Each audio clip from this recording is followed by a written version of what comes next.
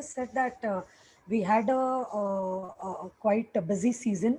Everybody was quite busy closing their reports, and due to the COVID situation, due to the extensions, due to the non-travelings to office, the work from home scenario, I think all that has really taught us the new way of working as well.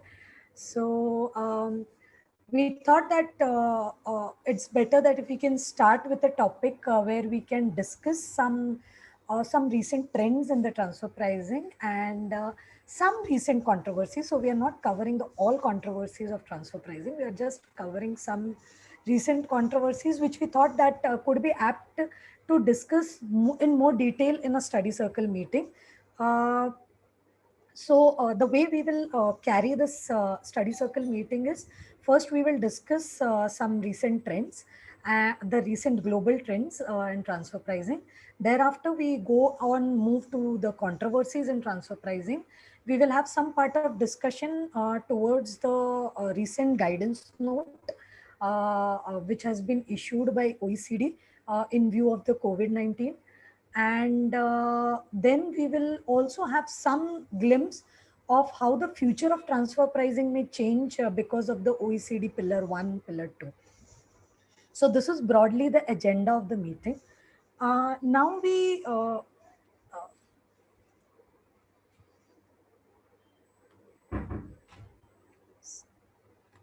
Yeah.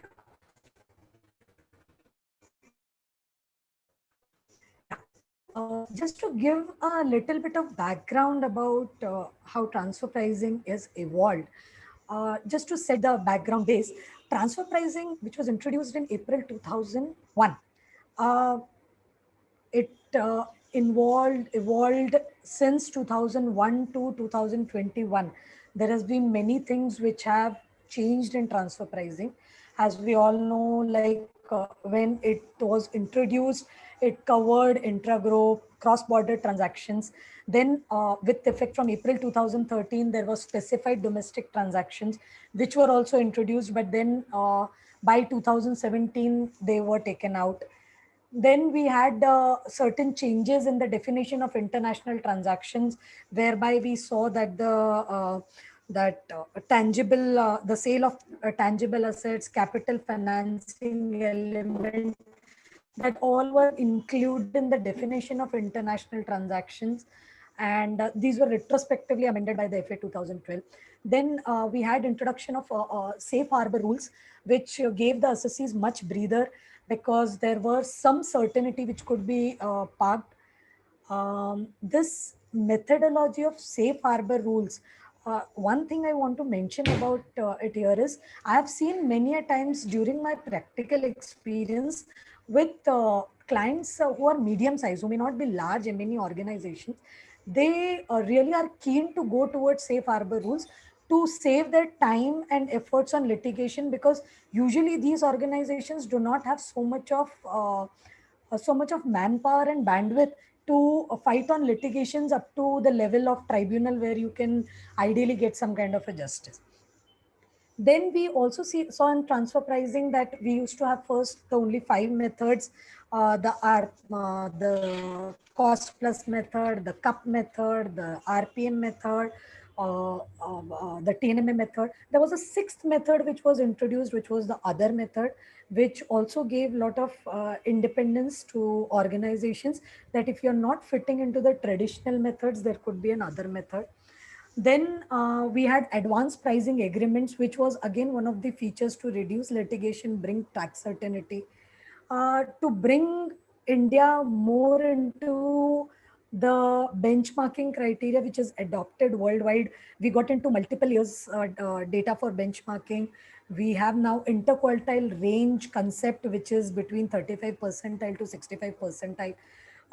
So there have been a lot of changes which have been introduced with the evolution of transfer pricing, where we see that a lot of settlement has come in based on the judicial precedents, and a lot of new issues are also coming in now. We have also thin capitalization norms which have come in. We have secondary adjustment, which was one of the important features which had come in with the transfer pricing, that post a primary adjustment, how a secondary adjustment would be taken care of if the assessee in India is not able to bring the adjustment amount back to India. The treatment of it in respect of a loan was also an option which was inserted in the section. Then during the finance bill 2021, uh, there were transfer pricing amendments. There were hardly two amendments. One of them was in respect of recomputation of book profits. The assessee who is seeing the book profits to be changed, they can apply to AO for recomputation of book profits under 115 GB, which was a welcome change for some assessees. And there was also a change where the partners of firm, where the firm itself is getting into a transfer pricing audit, the due date for the partners of those firms would also be extended to 30th November, which is usually the date for assessees who are covered under transfer pricing. So broadly, this is the scenario where we see transfer pricing today. We have a transfer pricing audit report which we file under Form 3CB. Apart from that, there have been a number of compliance which have also brought in because of the BEPS implementation. So we have seen CBCR master files coming in, which are applicable. Then we have 3CEAA, Part A, Part B. So uh, the the compliance requirement in transfer pricing has itself also increased to that extent, uh, uh, seeing what is evolving during the whole process. So, with this background, just moving towards what are the recent trends we are seeing in transfer pricing per se, or maybe globally, we can see. So, what we thought is one of the most looked and sought after decision was the decision of the Apple case, where the European Commission had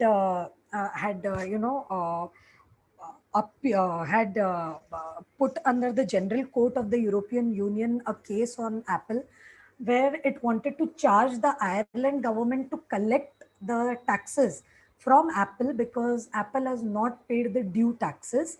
The case was presented to the General Court of EU, but the General Court of EU has given the decision in favor of Apple, and the Ireland government has also maintained its stand that the correct amount of Irish tax was paid, and that Ireland has provided no state aid to Apple. But the European Commission is not satisfied with this judgment, and they are going to appeal to the Court of Justice of European Union, which is equivalent to a Supreme Court there for the national for the law related matters. The tax liability involved in this Apple case could be a huge tax liability of 15.8 billion.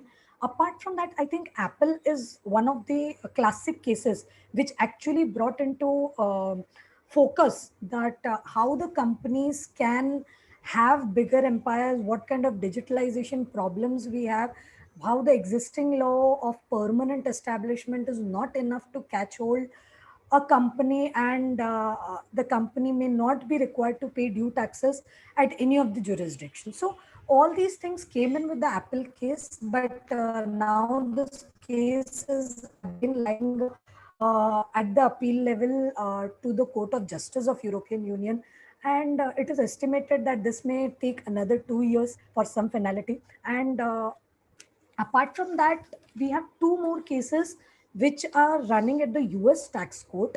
For the US tax court, IRS had taken a decision in the case of Coca-Cola.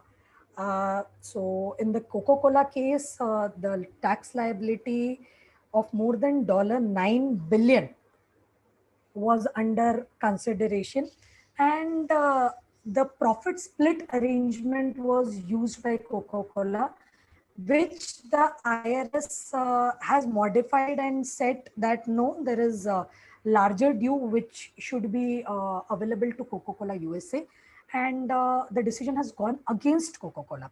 Coca-Cola is all set to appeal against the IRS decision, and this decision will also be looked by Facebook, which is the next in line. Again, IRS has fixed on Facebook tax liability over the valuation of its intangible assets. Facebook had back in 2010, it had transferred its IP to Ireland. It had moved its IP to Ireland by valuing those IP to $6.5 billion. Whereas the IRS is of the view that the true value should be close to 21 billion. So the gap is huge, but obviously Facebook is sticking to its own valuation. Thereafter, a lot of things in Facebook has changed. Facebook structurally has dismantled its IP structures, and Facebook is very much active also with OECD to help in the how the digital taxation framework should work. So there are changes which the Facebook has done at its own level, but these are the past ghosts which continue to haunt Facebook. The IRS decision may be out soon, and then we'll be knowing that what is the fate of Facebook there. Mm, the interesting thing I also find out about that was Facebook already has some cash reserves of more than 55 billion.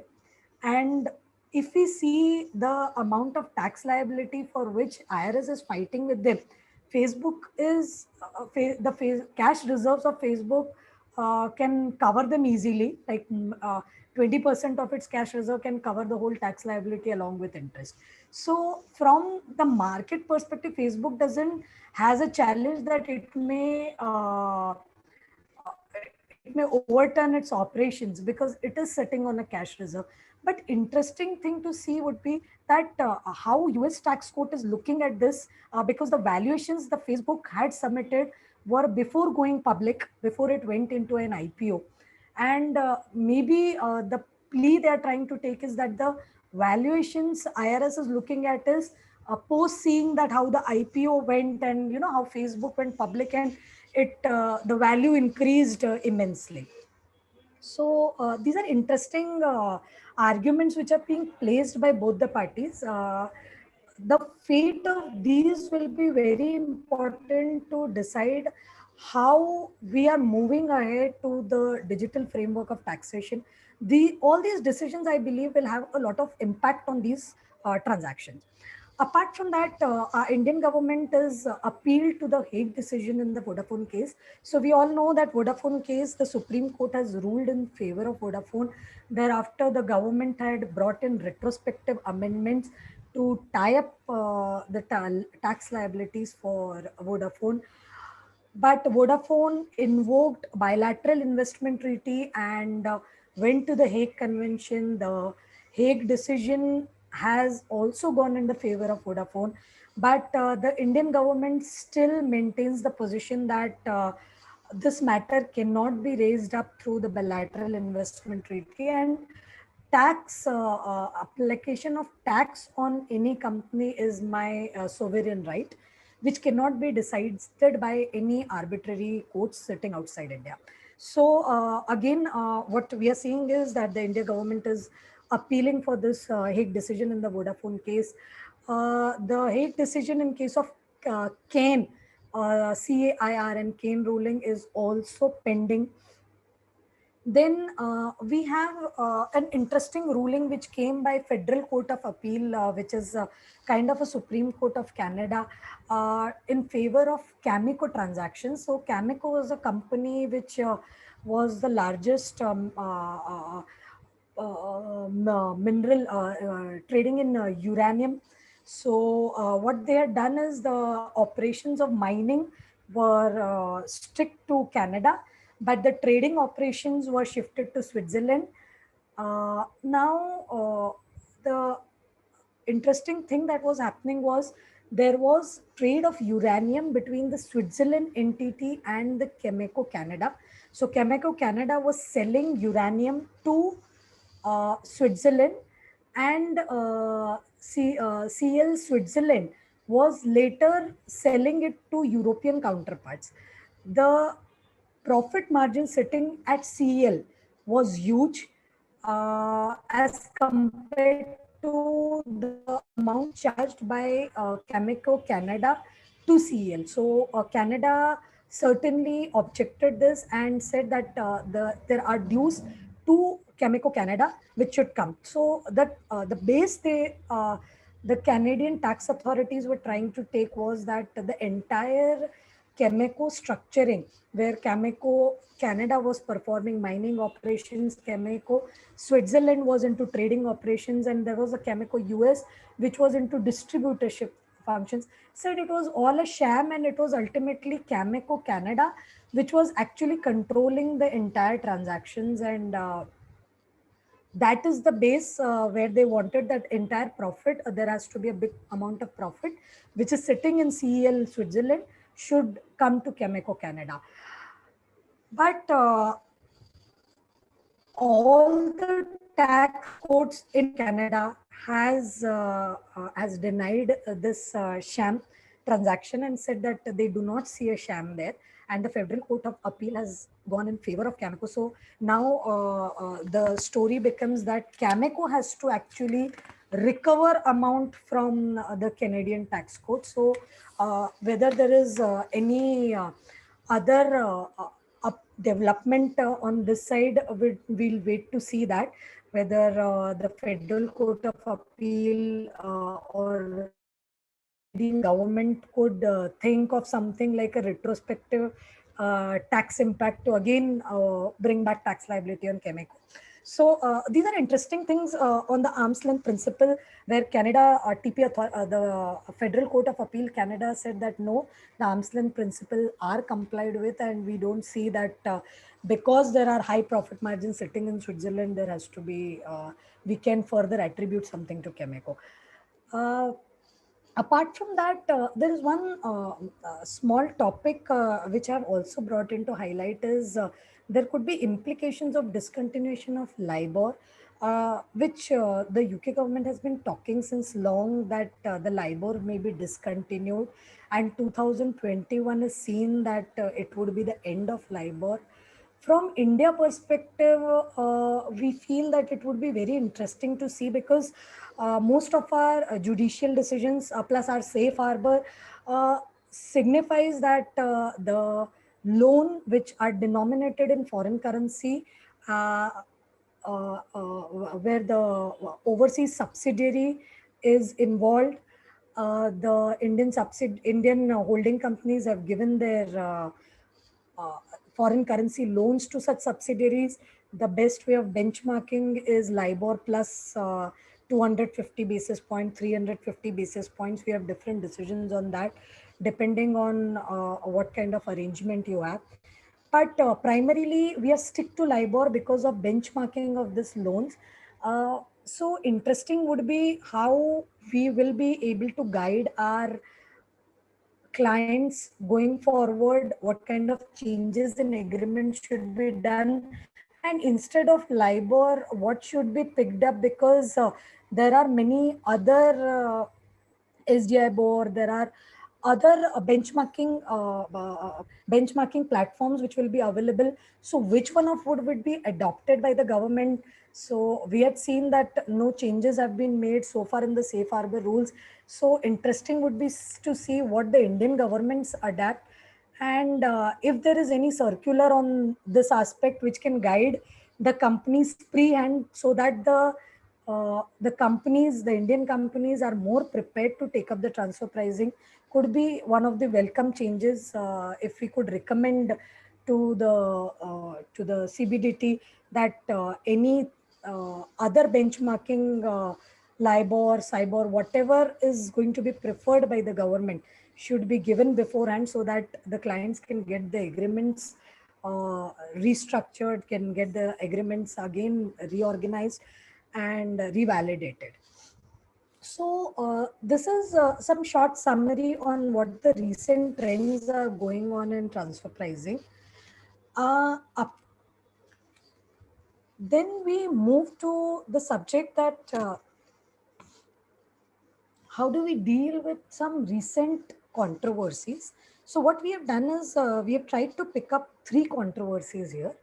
One is the foreign tested party controversy. Then we have also picked up one controversy in respect of management fees and one controversy in respect of guarantee commission.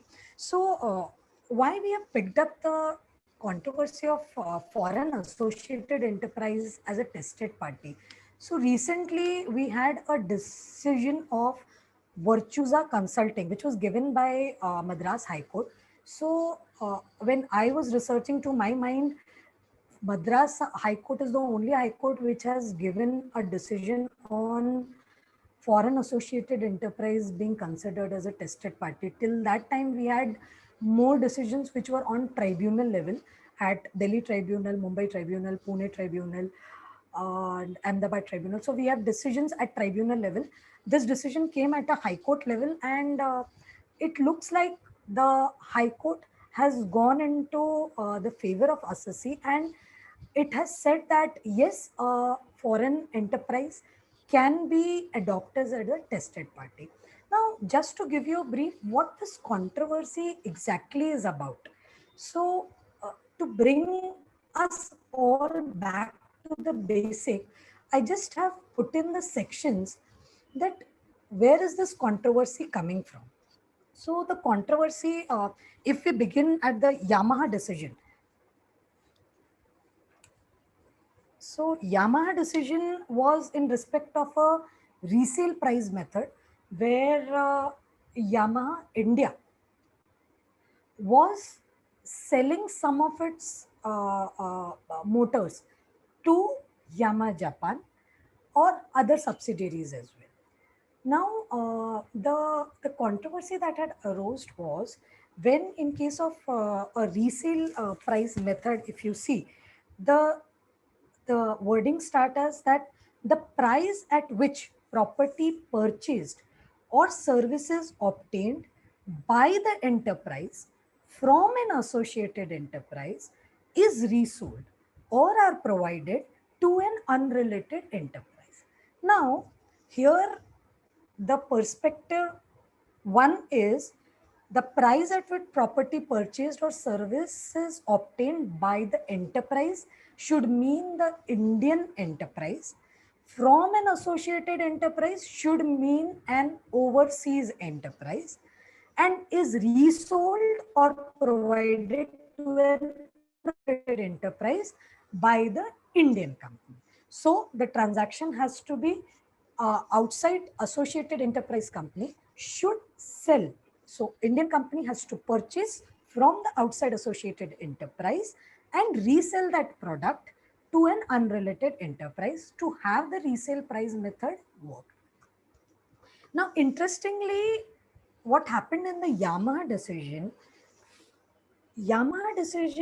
said, the Delhi tribunal said that there is no condition that this method can be used when the tested party is an associated enterprise. The contention of the revenue that the basic condition of resale price method is that the property has to be obtained by the enterprise, that is the assessee from an associated enterprise, is incorrect. What it says is in the act as well as the rules, the words enterprise and associated enterprise have been used interchangeably. And thus the argument that enterprise will mean the assessee and associated enterprise will mean the outside overseas associated enterprise or the other party to whom the assessee has sold or purchased the goods incorrect.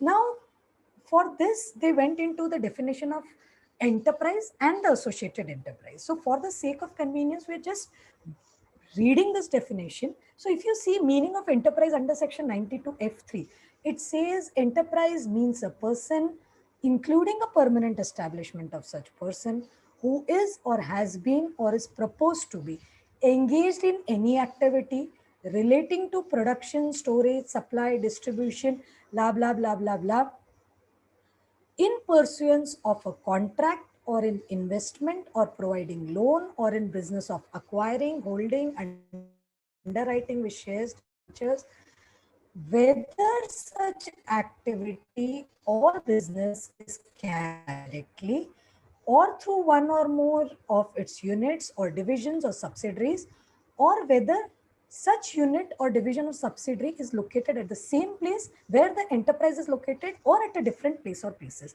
So what the tribunal said is, if you go into the definition of enterprise and then you go to the definition of associated enterprise says, for the purposes of this section, associated enterprise in relation to another enterprise means an enterprise where we have more than 26% holding, we have control, we have board of director. So there are criteria which have been specified.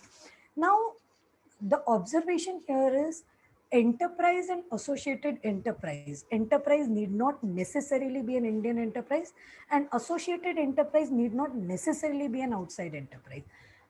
For the purposes of benchmarking the transaction.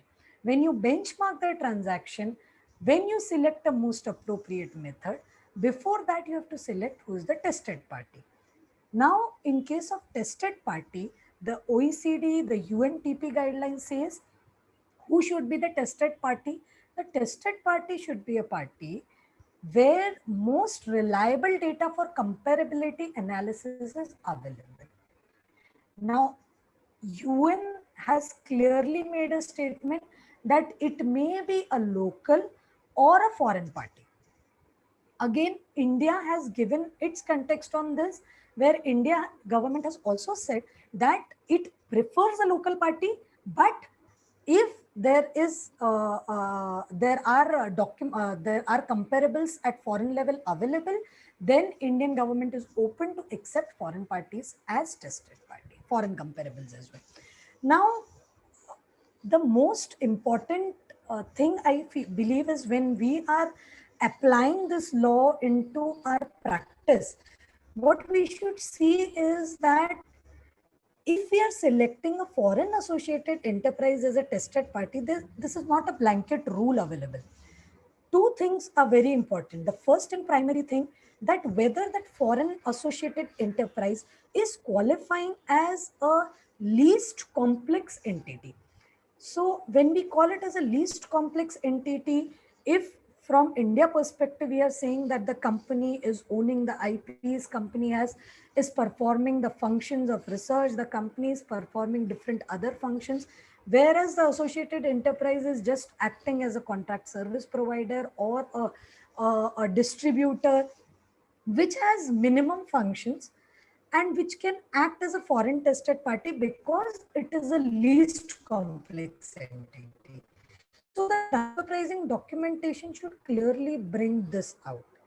The second most important thing, if we read in the UNTP guidelines, is necessary relevant information about it and sufficient data on comparables is furnished to the tax department. So lot of times in some of the case laws which we have went against the foreign tested party, we have seen that there was not relevant information and sufficient data in respect of the foreign comparables, which has also led into the decision going negative. So transfer pricing, we all know, is a more subjective kind of an exercise. In this kind of an exercise, when we are looking at foreign party as a tested party and we are not able to bring about their comparables, their financials, then it start creating problems for us, because then we will never be able to explain to the AO that why I feel that the PLI of the tested party is at arm's length.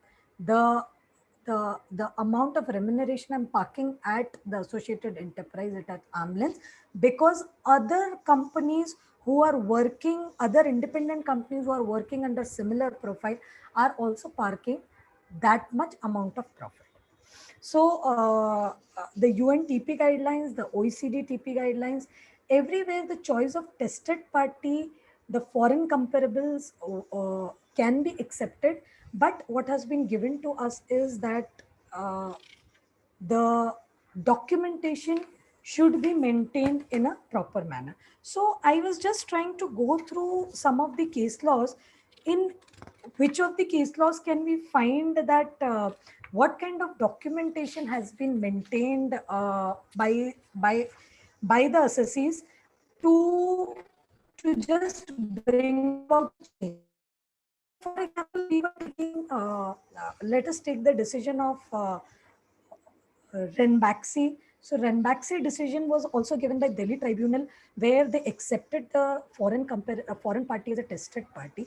So in the case of Ranbaxy, the other important thing was that Ranbaxy had for its subsequent years taken and signed an APA, and while signing that advance pricing agreement, the CBDT has accepted foreign tested parties and foreign comparables. So, while deciding this issue for 2008-9, though there was not a rollback applicable, still uh, what was said was even though the rollback of AP is not applicable, but if you see the principles have been accepted by CBDT themselves. So the foreign comparable cannot be accepted as a tested party, should not be the case. Okay. So I think we have somebody who has raised hand. Uh, Yes, Hina. So, Rajesh ji, if you would like to unmute, I'll allow. I'll see if.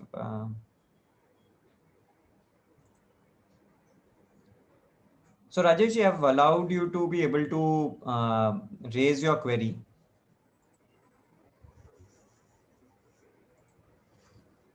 You'll have to unmute and ask the question, sir.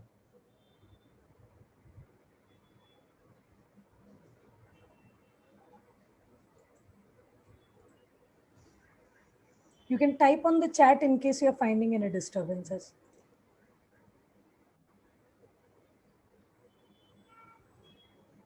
Hina, maybe we. Okay. So Okay. participants are requested to maybe post their views or comments in the Q&A box. And of course, if any of you raises the hand, discussion is always welcome. Yeah, and I think the purpose to have a detailed discussion on this topic is to have other views also coming up from the members, which will in turn help everybody learn better. So the reason why I'm getting into very detailed nuances of these decisions is that in study circle we can discuss more elaborate manner the fineness of things. Okay, so just continuing our part. The recent decision of Virtusa Consulting Services, where the Yama decision was referred and considered, where the Madras High Court had considered the UN OECD guidelines as well. Interestingly, I'll just list out that what kind of evidences and documents were produced by Virtusa Consulting. The assessee's transfer pricing documentation, global transfer pricing reports of the foreign associated enterprises, which were at United Kingdom, Australia, and Germany, the extracts of intercompany service agreement, reconciliation of operating credits earned by the overseas subsidiary, the risk function or the risk profile of the overseas subsidiaries. The TP documentation clearly brought out that how the associated enterprise is a least complex entity, and the Indian party is performing more complex functions. So I feel that key has always been documentation. Uh, in the Virtusa case as well. In fact, if we also go to one of the Kolkata tribunal decisions, where again the UN and OECD guidelines were referred and considered, and in fact, the Kolkata tribunal also made remarks that where the foreign tested parties have not been accepted, the UN guidelines have not been properly referred to the tribunal. That is the reason it could not be considered, and so they are not relying on those decisions which have gone against the assessee on this subject. There is one more decision of Tata Motors European Technical Center PLC, which was given by Mumbai Tribunal. Here, there was a different aspect which was brought together, was that Tata European Technical Center PLC had a service P in India. So, the counter was that because it has a service P in India, I cannot accept foreign comparables for that for UK company to be a tested party, but the UK company has a P in India. But the tribunal noted that the P that is formed in India is a service P, and even if you have a P in India, the operations are all carried out at UK. The employees are sitting at UK.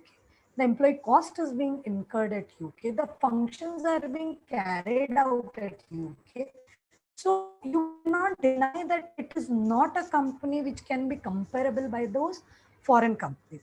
And the Tata Motors European Technical Center, the Mumbai Tribunal rightfully followed the UN and OECD guidelines referred, considered them, and they restored the matter back to the TPO to consider the foreign associated enterprises comparability. Similarly, the Mumbai Tribunal has also recently in the Majesco Software and Solutions India Private Limited case considered the foreign tested party as comparable. Here, a differentiating factor was that Majesco it was actually an insurance arm of Mastek. Mastek had undergone a demerger exercise, and by the way of demerger process, the insurance business was transferred to Majesco. Now, Majesco continued with the same methodology, which was followed by Mastek for benchmarking. The demerger had happened in between the year. So after the demerger, Majesco continued with the same methodology of benchmarking, which was being followed by Mastek. So Mastek in earlier years was following that foreign tested party as a comparable, foreign associated enterprise as a tested party, and was benchmarking them based on the foreign comparables company. So the Mumbai Tribunal observed both of these things and said that this is acceptable position. The UN and OECD guidelines also benchmark this. And further, they also went back to the Keraro India Private Limited decision, which was given by Pune, which was against the assessee, which said that the foreign company cannot be accepted as a tested party. So the Mumbai Tribunal made a remark that Carraro decision has not referred to the UN guidelines, UN OECD guidelines. So we are not bound to rely on that decision. Then we also have a decision of Aton Industrial Systems Private Limited, which was given by Pune Tribunal.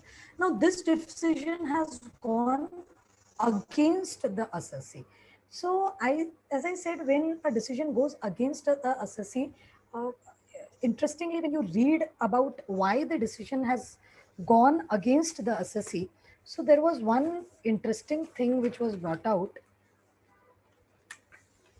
In case of Eaton, we saw that the assessee benchmarked the international transaction of import of raw material independent of international transactions of export of finished goods. But what gets done was the financials of two AEs, the Eton Poland and Eton Brazil, were not made available to the AO, and even the data of foreign companies chosen as comparable was incomplete and unverifiable.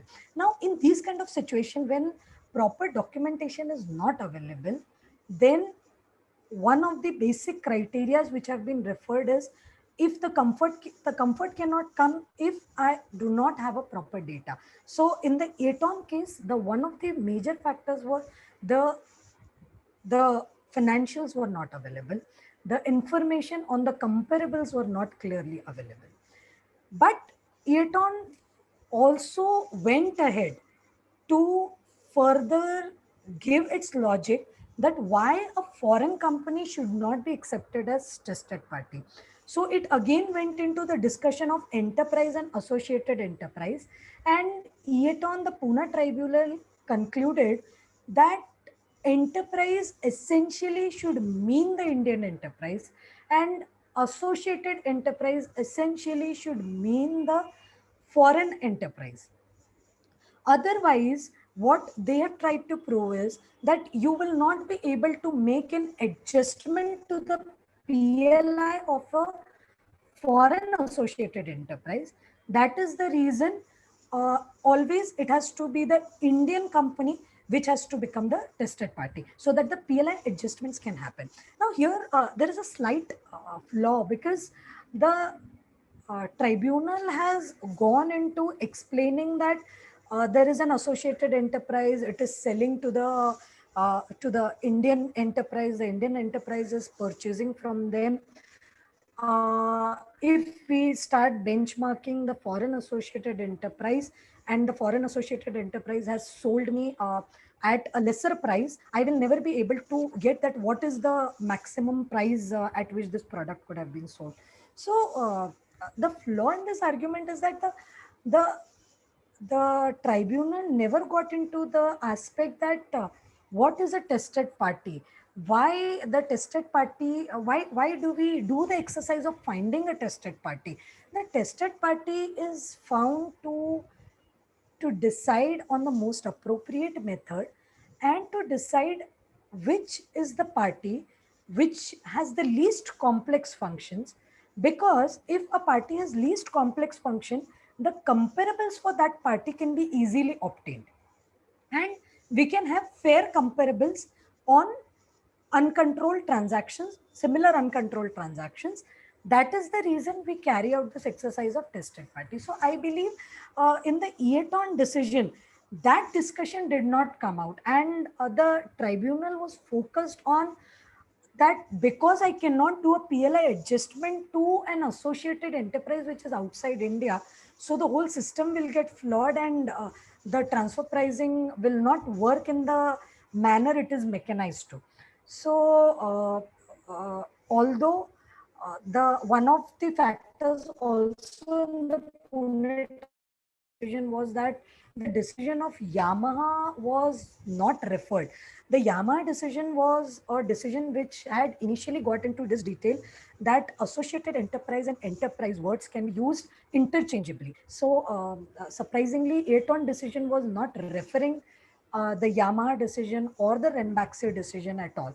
So, how much reliance can be placed on the Pune tribunal decision is something to be seen for. As of now, we have one more Mumbai tribunal decision of Onward Technologies Limited, but where again the UN and OECD guidelines were not referred. So I think the key in the decisions of Virtusa, Yamaha, Tata Motors was that the tribunal was referred and it was brought to the notice of the tribunal that what is the UN commentary on the tested party section, and the UN says that for foreign company can be a tested party if it is doing least complex function. So I think these two criteria along with the documentation, if we have sufficient enough documentation available for a foreign comparable for a foreign associated enterprise, I think there is no harm that we can adapt a foreign company as a tested party. The one more feather in this hat is that now there is a High Court decision by way of Virtusa Consulting Services, which has gone into a discussion in this aspect, and they have considered Yamaha decision. They have also considered the UN and OECD guidelines. So, which I believe should be giving much confidence now to clients who are at tribunal level, because now they have a support from a High Court decision. Though not jurisdictional from Maharashtra perspective, but still a High Court decision. I believe this is the only High Court decision on this matter. So far, if anybody has any questions on the foreign associated enterprise being adapted as a tested party, or we can move ahead.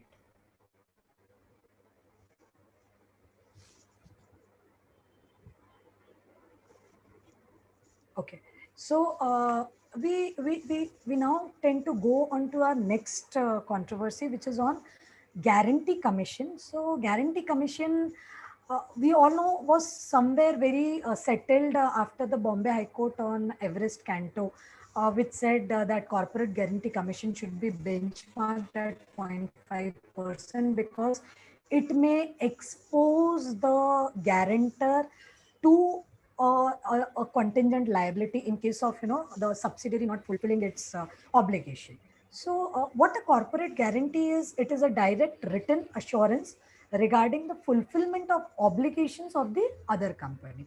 So the Everest Cantor decision had taken into account that with the corporate, with the guarantee commission, actually the holding company or the guarantor is exposing itself to a financial liability, which can have an implication. That is the reason there has to be a return attached to this corporate guarantee commission. So corporate guarantee commission at the rate of 0.5% was said to be a decent commission, which you can judge at arm's length. So for corporate guarantee commission, most of times this has been settled matter. But recently in Associated Capsules Private Limited, there were two discussions which came up before Mumbai Tribunal. Uh, the the company had given a guarantee in respect of a loan. Now, if I go into the judgment,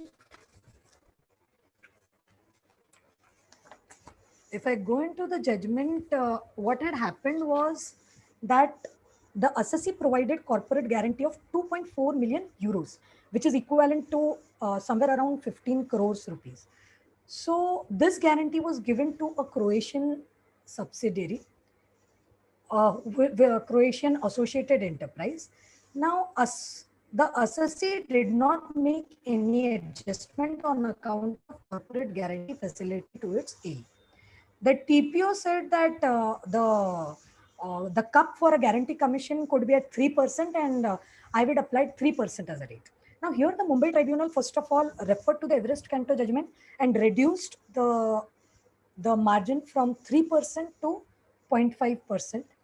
The second thing, what the Mumbai Tribunal also noted was that if you see that the corporate guarantee was for 2.4 million euros and the TPO had made adjustment on the entire amount, what the assessee had said is that this facility is available for 15 crores, but the facility is availed to the extent of only 2.48 crores. So I have a facility which is available for 15 crores, but I have availed the facility only for 2.48 crores. So my exposure to that extent should be reduced only to that 2.48 crores and not to that 15 crores, which is the available amount to me.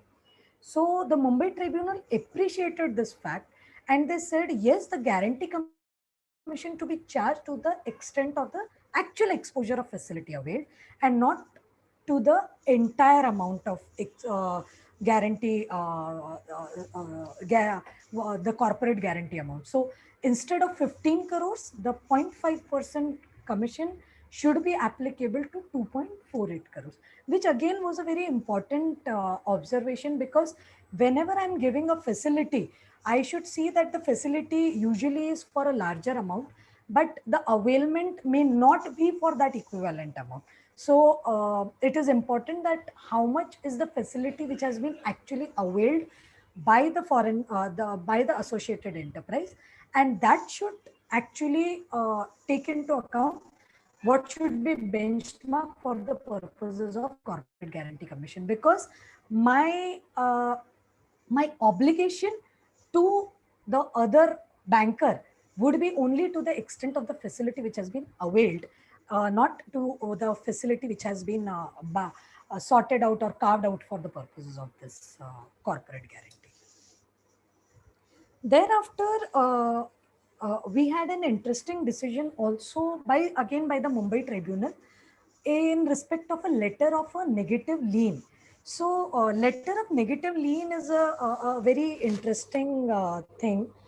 This is a product which says that it gives is the right of a person to restrict another person from disposing of or creating encumbrance over a property belonging to the latter, which is in the latter's possession or control till the time the debt or other obligation for which negative lien is offered is discharged. Now, what did it essentially mean was that SL Shipping Company, which was engaged in the business of shipping operations in India, what it had given was a negative lien. The SR Global Limited, the ultimate parent company of Assisi, had taken a loan from ICICI Bank, Hong Kong branch. And as per the letter given by the Assisi to ICICI Bank, the Assisi had undertaken not to transfer, assign, and dispose of 49% of equity shares in the SR Logistics Limited without prior written approval of lenders during pendency of loan. So ELL is the wholly owned Indian subsidiary of the Assisi, and as per the agreement, 49% of shareholding will not be transferred without prior approval of lender. That is, a lien was provided on transfer of these shares. So I am saying I will not transfer these shares till the time this loan is disposed of. Now, here the interesting consideration was that the TPO made an adjustment providing that the letter of negative lien is nothing but a guarantee commission. And so I will apply Everest Canto and 0.5% has been applied by the PO. Now, Mumbai Tribunal interestingly got into the fact, and what they noted was that what actually is negative lien. So it is saying that negative lien is merely promising that I will not dispose of my asset, I will not dispose of my shares till the time this debt is getting over. But I am nowhere saying that I will pay off this obligation or I am not creating any charge on my assets. What I'm saying is I will not dispose of my asset till the time your loan is paid off. But does that create a financial obligation on me that I will have to repay in case the other party is defaulting? So Bombay Tribunal says that no, it doesn't actually create an obligation. But somehow they still sustain that no, I will reduce the addition, and from 0.5% they reduced it to 0.25%. But interestingly, no reasoning was given that why 0.25% addition should be sustained, because if in case of a negative lien, you are making it clear that there is no financial obligation, no contingent liabilities coming upon me. What negative lien is creating is only an obligation in the only a promise or an estoppel that I will not be disposing of these shares. Now, because of that estoppel, should I be said that there is a nature of guarantee commission on this? So there is no discussion per se on this point, but when we read through other decisions, we feel that maybe 0.25% has been just sustained, and it should again it could be again maybe brought to the notice of a higher authority and could be debated there. But nevertheless, there is no further discussion on this subject on this topic in the SR Shipping Limited. But it was an interesting decision because in terms of letter of negative lien, the meaning of negative lien had been clearly brought out by the Mumbai Tribunal, and it was clearly made out that no debt or obligation was created. It was merely an estoppel which was created.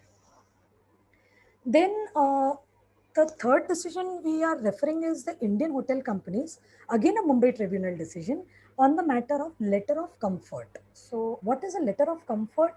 The letter of comfort is a written document that provides a level of assurance that an obligation will ultimately be met.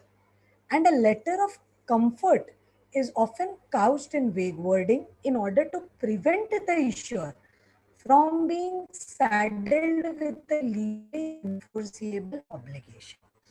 Now, in case of a letter of comfort, again, what we see is what the letter of comfort gives is a comfort or a level of assurance that this party will not default. And it will pay its obligation.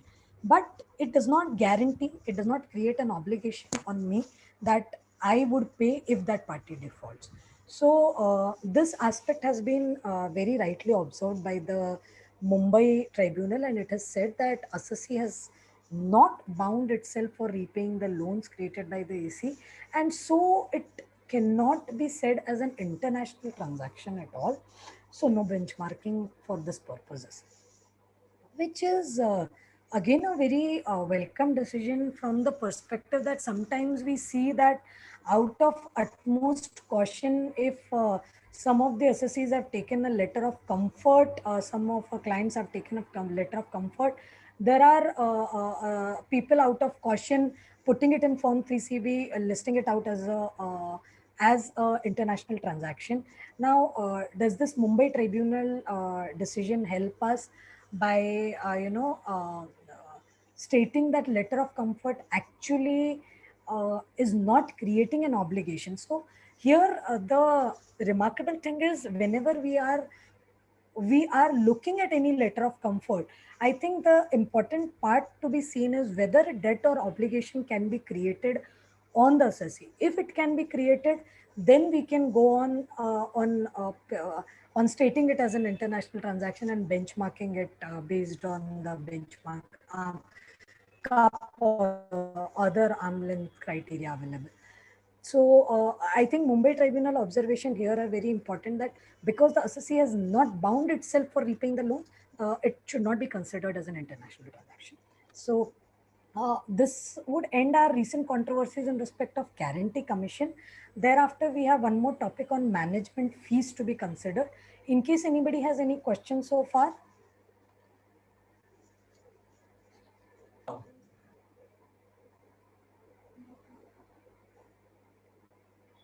Okay, so we go on to the discussion of management fees now. Um, Essentially, what management fees is. So I was going through the OECD TP guidelines and the UNTP guidelines, and essentially, what kind of services are that a management would provide. So there are shareholder activities which are different, there are management activities which are different, there are stewardship activities which are separate services. Now what the UNTP guidelines says is that for any management services essentially will qualify as an intra-group services.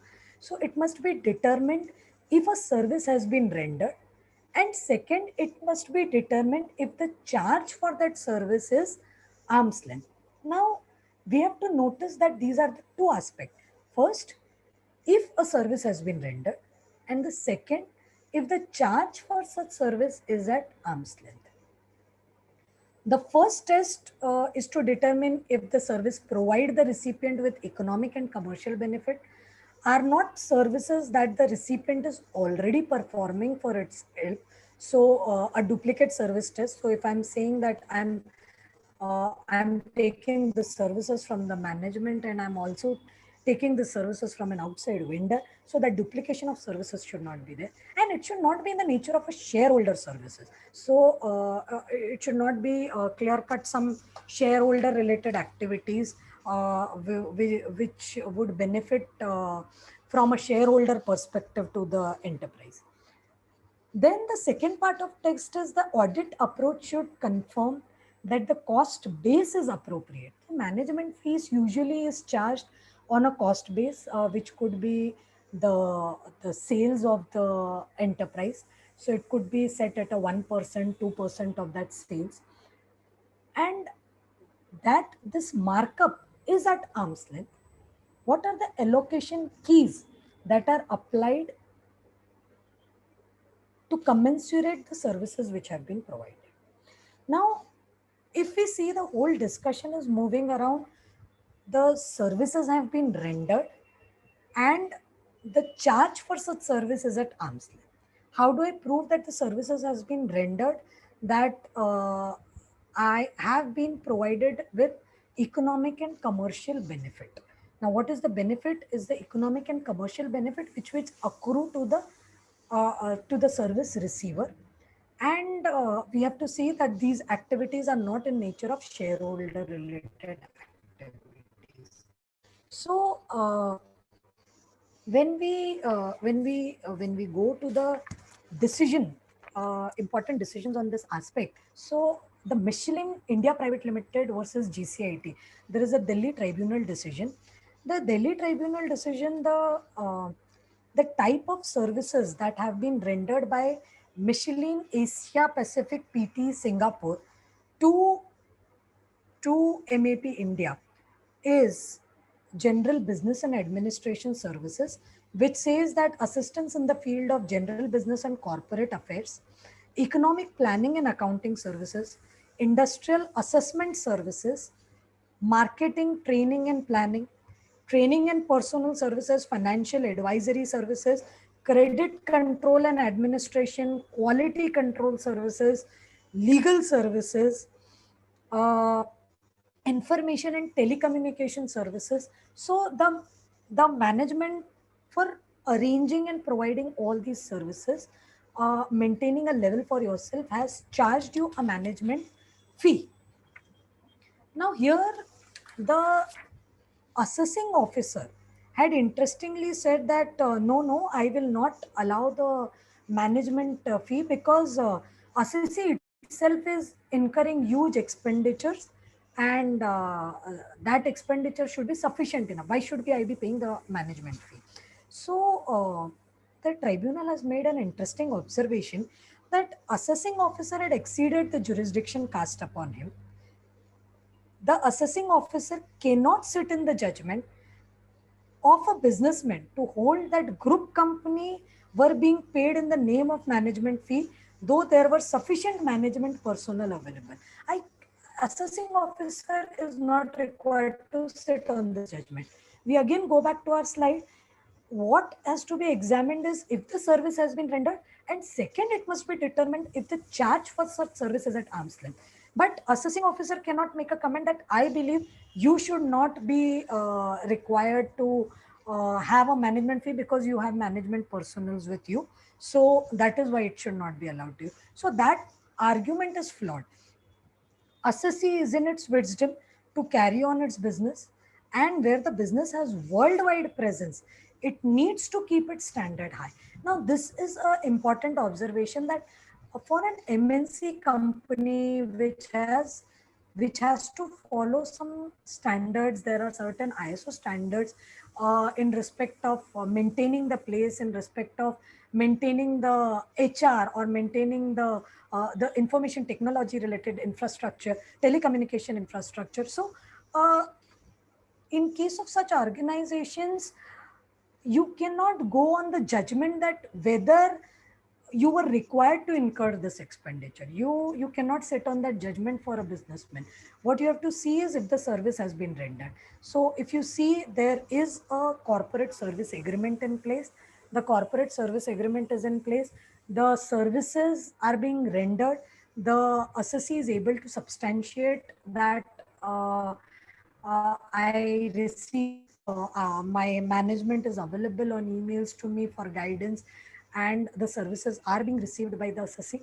Then you cannot sit on the judgment that you do not require this services. So there's a very thin line on this, that whether you require the services, or the assessing officer should actually examine that whether the services have been really rendered. So when this line is crossed, I think the assessing officer crosses himself. So this is a very important thin line to be remembered, that what we have to focus is on whether the service is being rendered, and not on whether the sufficient whether the assessee should be taking the services. That commercial expediency should be left to the assessee. So the sufficiency of availment of service can be gone into, that I have availed the services or not, that should be looked into, but not whether I needed that services or not. So, interestingly, Pune Tribunal has also, in Spicer India Limited, referred to the commercial expediency. It has referred to the Supreme Court, SA Builders, case and said that commercial expediency has to be decided by the assessee, and if I need that expenditure to be incurred, assessing officer cannot sit on the business judgment that whether this expense is required. It has to go and look out whether the service is being rendered and whether there are evidences for sufficient availment of service. In case of Michelin India, there was one more important observation which the Delhi tribunal had seen was that the assessee was actually able to reduce its losses over a period of time. So that comparative has also been brought out to give some support that management fee helps me in reducing my losses and virtually bringing it out to profit. So this is also some important observation which we can keep in mind when we are benchmarking management fees for the purposes of our transfer pricing. Apart from that, there is also a Bangalore tribunal decision. Now, Bangalore tribunal decision has interestingly laid down three factors that demonstrate and satisfy evidence test or rendition test and benefit test. So I think we should not again say that this is going back to assessing officer telling that whether I can avail the management fee. No, it is saying that there needs to be an evidence that the services have been rendered and the benefit test. So I believe the benefits test should be in the respect of sufficiency of availment of services. We should not be able to prove why I need a management fee or why I need a management service. Uh, there is a lot of reading material available in respect of OECD TP guidelines, where they have listed down examples of shareholder activity. So, what usually we do is whenever we are benchmarking a management fee, a management service agreement is being looked out. So, we usually see these examples of shareholder activities which are provided at para 7.1 OECD TP guidelines. And these list down that generally shareholder activities should not be for a management fee. It should not be a management service. A shareholder activity is carried out by a holding company for its own benefit, and the the assessee should not be required to pay for a shareholder activity. So, interesting observations have been made in the OECD TP guidelines on the examples of shareholder activities, which participants can go through in case they need any more detailed discussion on the management fees. So, with this, I would end the recent controversies aspect. I also had interestingly wanting to study uh, on applicability of transfer pricing in case of presumptive taxation scheme, because while I was going through the SR shipping judgment, there is a considerable amount of discussion on SR shipping, which was actually going on the tonnage scheme. So, so essentially, because you are going into the tonnage tax scheme, the taxation of the Indian company is happening based on that tonnage taxation. So, whether the assessing officer still has a right to challenge the transfer pricing implications on whatever payment is being made by the Indian company to its associated enterprises. To this, the Mumbai Tribunal has made observation by relying on the Vanur decisions also. The Mumbai Tribunal has said that the shipping tonnage scheme is a code by itself, and then you are not falling under the regular 28 to 44 DA. Now, transfer pricing has an implication if it has an implication on the income and expenditure. You being falling under the tonnage tax scheme, there is no implication on the income and expenditure part of you. That is the reason the transfer pricing provisions should not be applicable where the presumptive taxation scheme has been followed by the assessee. So this was an interesting observation made in SR shipping. Just I thought I could bring to the notice of everyone. Um, with this, we move on the implications in respect of the guidance which has been provided by the OECD for implications of the COVID-19 pandemic. So I think a lot of us professionals were worrying about these factors, that the transfer pricing for the purpose of 2021, because for 2020, fortunately, because of the financial year being getting closed at 31st March 20, we had only a limited period of 10 to 15 days, which was coming into the lockdown situation. So the COVID impact was not much there, plus on even on the comparables. But going forward for the next year, when we are doing a transfer pricing for 31st March 2021, and where the world is doing transfer pricing for the calendar year 2020, there are going to be challenges which the OECD has identified. And interestingly, with this guidance, the first line of the guidance says is that the guidance on transfer pricing implications of COVID-19 pandemic represents the consensus view of the 137 members of inclusive framework on BEPS regarding application of arm's length principle and the OECD transfer pricing guidelines to issues that may arise or be exacerbated in the context of COVID-19 pandemic. So one limited thing which came to my mind is, usually when we argue on the basis of OECD guidelines in the Indian Judicial Forum, there are places where arguments have been taken that OECD guidelines cannot be referred by us because India is not a member country of OECD.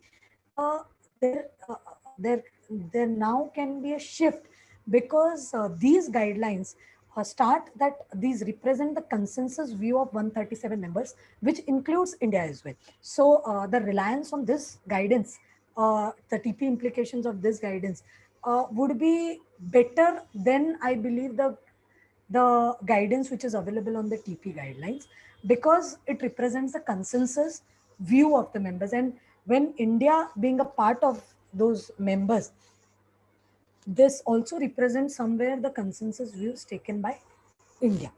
So, what are the four priority issues that have been highlighted in this guidance? If you see, is the comparability analysis, the losses, and so comparability analysis, when we say, is the guidance has gone into detail that how the comparability analysis will be impacted because of the COVID-19 situations, and what kind of solutions we can think of to come out of this.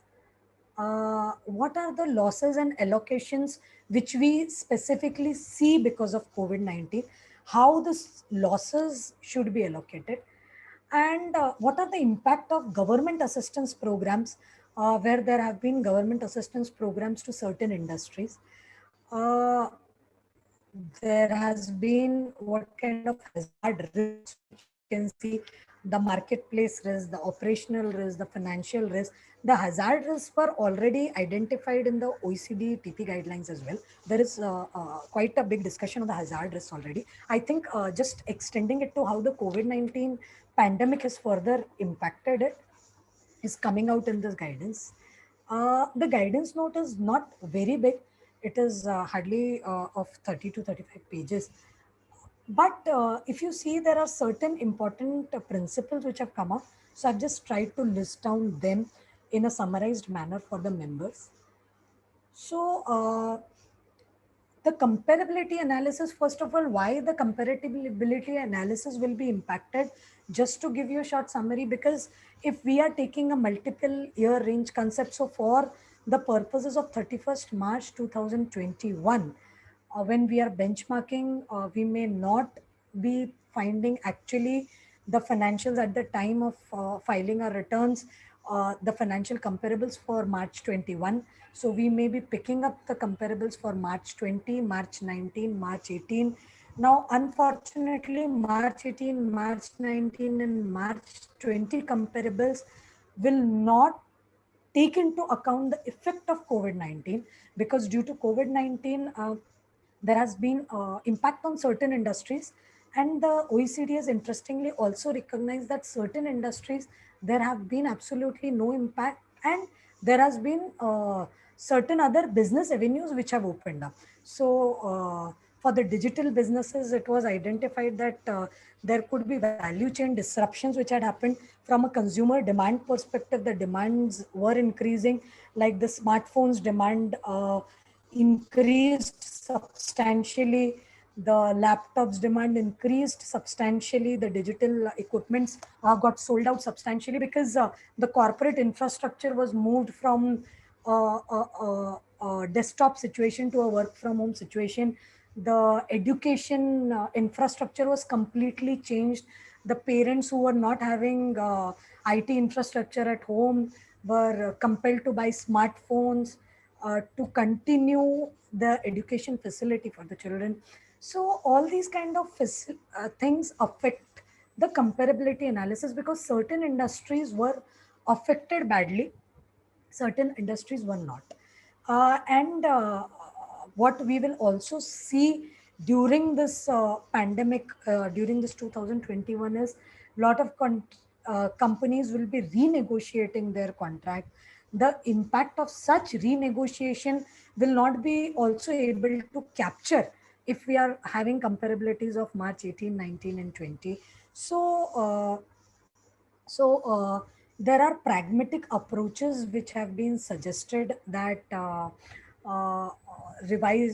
reasonable commercial judgments should be adapted, ex ante approach or outcome testing approach. In fact, OECD has also suggested that if assessees could be given an opportunity to revise their returns based on the outcome testing approach, and allowance of compensating adjustments. One more thing which we could think of is revision of the safe harbor. So right now we are saying that we have a 1% adjustment margin, whether this can again shift back, and the adjustment margin could be broadened for the purposes of the year 2021, which has been substantially affected by the COVID-19 pandemic. Then usage of loss making comparable, which has said that whether usage of loss making comparables should be allowed. So we have seen in the past that loss making comparables were somewhere being rejected, not accepted. But considering the situation, uh, if the industries have been in loss, acceptance of loss making comparables, there are judicial precedents already for that. And this OECD guideline is also recommending that you can use loss making comparables at certain situations. Access to map is one of the processes which have been suggested, but which may not be something which is easily available to small and medium sized clients. So I believe we have to look for that, what kind of flexibility is CBDT offering us for the 2021 to come in. But certainly, while we are selecting comparables, we have to see what kind of adjustments we can make to these comparables to take into account the 2021 pandemic impact.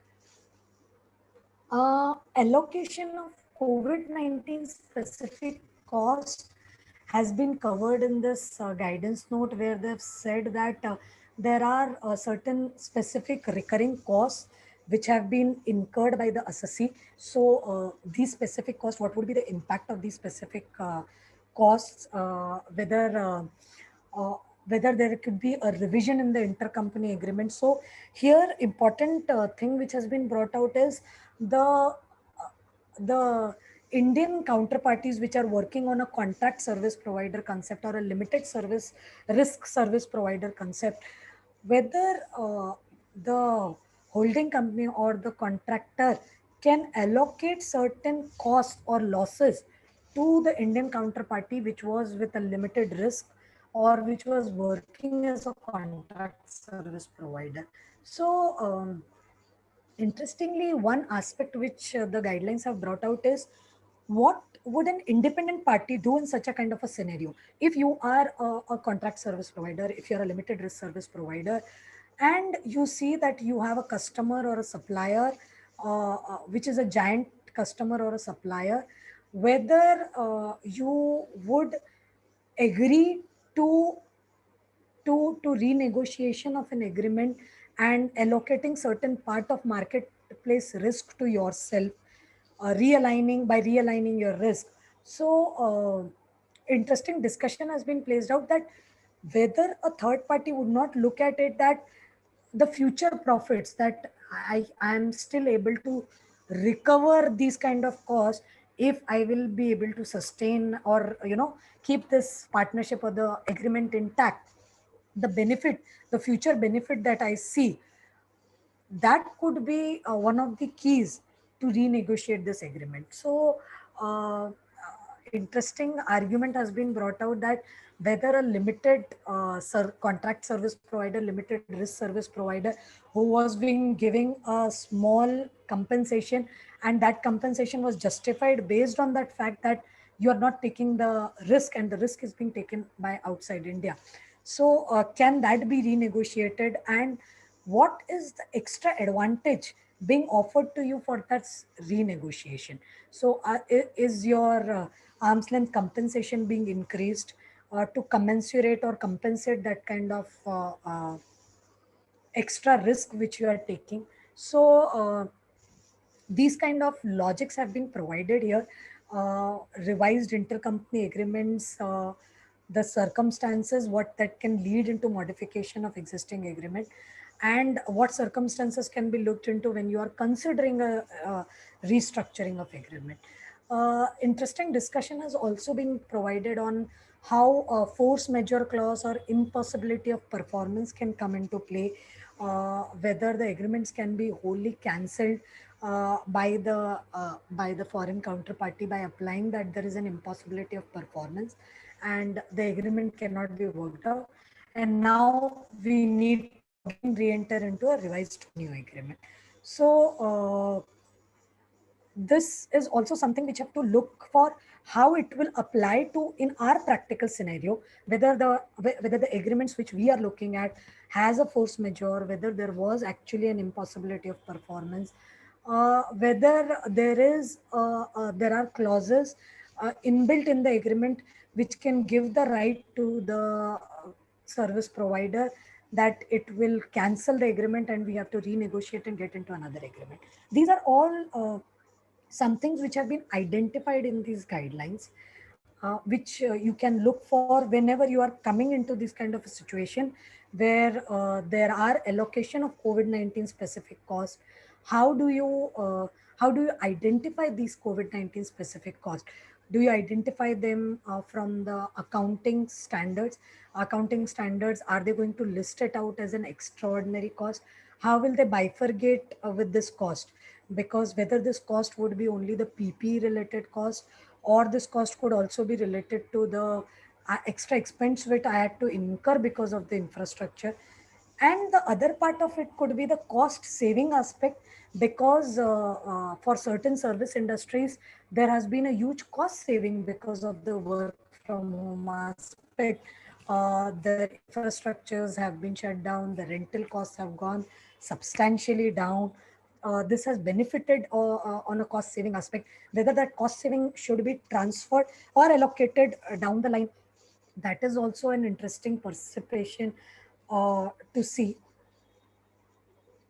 Apart from that, there have been government assistance programs. So, government has given assistance, provided assistance. So, whenever we are seeing profit split arrangements or foreign tested parties, PLI, so shouldn't we consider that whether the comparables were also being given government assistance, and the associated enterprise I am looking at may have got certain government assistance programs, may have benefited by those government assistance program. What was the market advantage to them? What is the modification of allocation of risk, effect on the comparability analysis? So all these things will be covered on a government assistance programs. Uh, from India perspective, if we see, Indian government has not directly given any government subsidy or assistance to maintain your staff, to maintain for the purpose of maintenance of industry level. So, from the foreign perspective, we have seen in EU, in a lot of countries, staff retention subsidies has been provided. There has been other government assistance schemes which has been provided by the government, which should have an impact on the comparability analysis, certainly. Apart from that, there is interesting discussion on what will happen to advanced pricing arrangements, because in case of advanced pricing arrangements, I have already agreed for a certain specified period, that for a specified markup, arm's length markup. So what would be the impact if I fail to meet some critical assumptions? So whenever you are signing an advanced pricing agreement, there are certain critical assumptions which are made. These critical assumptions, what do these critical assumptions include? Does this critical assumptions include that that if there is some kind of impossibility of performance, I would not be able to to follow the advanced pricing agreement which I have agreed to? What will happen? Can I go in for a revision or a modification? So, interestingly, India has already in Rule 10Q, Rule 10R provided that assessee can suo moto go and apply for revision of an advanced pricing agreement. Uh, and whenever assessee is applying for a revision of an advanced pricing agreement, he has to be given an opportunity to be heard. And if he's not agreeing, there could be a cancellation or the revocation of cancellation of a advanced pricing agreement. So, how do you give a notification of failure to meet critical assumption? So, what are the procedures that we need to be followed? So, Rule 10Q and 10R gives takes you back to the Rule 10L, where the procedure for how to apply for an advanced pricing arrangement is given. So, the same manner you notify that I'm unable to fulfill the critical assumptions, and that is the reason suo moto I cannot follow this advanced pricing agreement. But nevertheless, I think the cost for which this advanced pricing agreements had been entered into, that has to be also mindfully considered by the assessing officer and the assessee both when you decide on a revision or a cancellation. So revision should be something which has to be agreed by both the parties. It cannot be a unilateral revision by the AO himself or by the assessee himself. So to APA, the revision has to be again agreed. All these things should be taken into account, I think, even by the at the level of the government, CBDT. How the independent enterprises are reallocating its risks, that has to be also taken into account when you are looking at revision of APS. So that is it from my side on particularly this aspect. We before we close, we can also see that the future of transfer pricing is actually changing. We have this OECD Pillar 1 report coming. So just to give a brief background of what is OECD Pillar 1, uh, we know that there is BEPS Action 1, which took us to addressing the tax challenges of digital economy. There was some interim report, there was public consultation, but then the G20 inclusive framework, the global consensus was on that the tax challenges of digital economy cannot be addressed by this methods. So we need to relook at our taxation methodology, at our taxation rules. And the OECD came up with, in October 2020, the reports or the blueprints of Pillar 1, Pillar 2, which was open for public consultation till January 2021. There was a public consultation meeting on this. The people have put in their comments on the blueprints of Pillar 1. So I've just tried to briefly cover what Pillar 1 is consisting of. So Pillar 1 is saying that it establishes new rules on where tax should be paid, and a totally new way of sharing taxing rights between countries. The aim is to ensure that digitally intensive or consumer facing multinational enterprises pay taxes where they conduct sustained and significant business, even when they do not have a physical presence, as is currently required under existing tax rule. So I think India has always been on the forefront that uh, uh, the there is arm length consideration to the customer base, and pillar one is addressing that there should be the nexus rule, and aim is to ensure that digitally intensive or consumer facing multinational enterprises should recognize that where are they conducting their significant business, despite they may not have their physical presence. So the key elements of pillar one are the new taxing right for market jurisdiction over a share of the residual profit, which should be carved out by the M&E group at a segment level, which they have called it as amount A. They have also listed as an amount B, which could be something a more kind of a fixed return for a baseline marketing distribution activity, which will continue with our traditional TNMM based arm length method. Processes to improve the tax certainty. Certainly, the entire aim is to improve more tax certainty and effective dispute prevention. So, if you will see, the 11 building blocks are the scope, the nexus, the revenue sourcing, tax-based determination, profit allocation, elimination of double taxation, the scope determination for amount B, again quantum, and how the dispute prevention will happen for amount A and beyond amount A. Plus, the 11th and important block is the implementation and administration for this. So, this nexus rule are certainly going to be the game changer for transfer pricing. Yes, we should look forward to it. Uh, if you will actually look at the pillar one blueprint, it is more than 300 pages, and it gives sufficient amount of discussion on how the threshold has to be calculated, how to apply the tests of global revenue, what kind of M&Es, how to calculate the profit before tax to arrive at this kind of a residual profit mechanism available for the market, where market jurisdictions. So certainly it is very interesting from India perspective, which is a bigger market after China. So we look forward to how OECD Pillar 1 is going to change the future of this transfer pricing. Uh, any questions? Happy to take.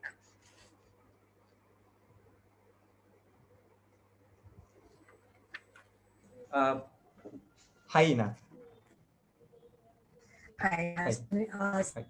uh, we have one of the questions. Questions in the Q&A box. Okay, Yes. so yeah, so I'll just read it out. What is said is the aspect of foreign associated enterprise being accepted as a tested party depends on the fact matter of each and every case and the complexity involved. In that context, therefore, how far does the consideration of judicial principles laid down really help? And the consideration of non-consideration thereof of the OECD or UN principle in judicial decision really matter? Does judicial wisdom actually assist an assessee when putting forth the contentions of why the foreign associated enterprise should be treated as a tested party? Won't the facts of each case weigh in scales either way, whatever may be the judicially laid down principles in that matter? So, Mr. Arjun Prithwani, taking your point, I think your comment is more from the aspect that when you are selecting a tested party, what are the complex functions, how the risks are aligned, that is something which is the subjective part of it. I think where we are coming from on the foreign tested party jurisdiction comparables is where we have seen the TPO outrightly rejects seeing at foreign comparables and says that a foreign tested party cannot be accepted as a tested party because we want to read the transfer pricing law as the enterprise being an Indian enterprise and associated enterprise being as a foreign enterprise. So I think that particular part has to change where Because of these judiciary comments, the TPO should start looking at the foreign tested party and the foreign comparables. If there is enough documentation available at the assessee level that the foreign tested party is the least complex entity.